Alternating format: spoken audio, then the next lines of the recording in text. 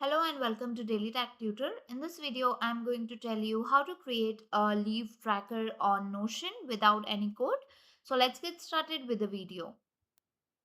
So once you're on the homepage of the Notion and have been signed up, what you need to do, you will see at the left side under Team Spaces, you will see all the trackers here. All your workspace, what you have been worked on, you can see here. You need to click on Add New. A pop-up window will appear here. You need to search for leave tracker that we want to create. And once you have done this, you will get an option here to build leave tracker with AI. Just click on that. It will take few seconds or up to a minute to access the data and create the database and create the tracker for you. Just allow few minutes for it to get completed. So as you can see, the AI has generated and a leave tracker here. If you want to customize it, what you can do, for example, there is a column of person here. If you want to get it removed, you just need to click on it. Once the blue line has been removed, that means it has been removed from the table here. And if you want to add something else other than this, what you can do, you can write that particular column which you want to add. For example, if I want to add the start date over here, I can write it here and then click on this arrow icon, upward arrow icon that you see here. It will again start building the database again according to the data which we have given. Wait for a few seconds and it will get completed.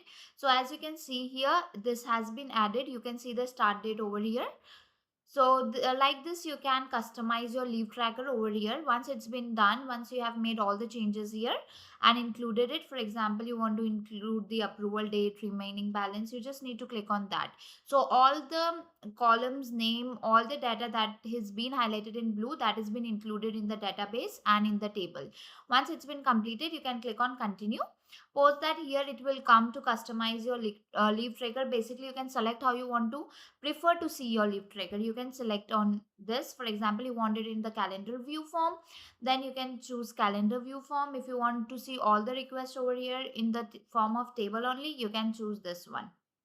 If you want to see it in the form of by status, then make sure that only by status has been highlighted. By employee is also possible. By the name of the employee, you can see. If you want to see the upcoming leaves, if any of the upcoming leaves are there, you can select it here. So basically, you can customize this leave tracker according to your need. Post that, you will see an option of done here. Just click on done. Once you click on done, you can see that it's been customized according to your need, what changes you have made. And at the left side, you can see that the live tracker has been added on a workspace. So whenever you want to switch, you can just come back to the leave tracker again. Click on this leave tracker. If you want to add any new item, you can see a plus icon here. You can add the particular new item over here. So if you want to add a new item in any of the folder here, as you see, summer vacation, family emergency, and kind of any other document you want to add here, you can just add it in this leave tracker. So this is how you can create a leave tracker using the Notion without using any coding. If the tutorial was helpful, please like and subscribe.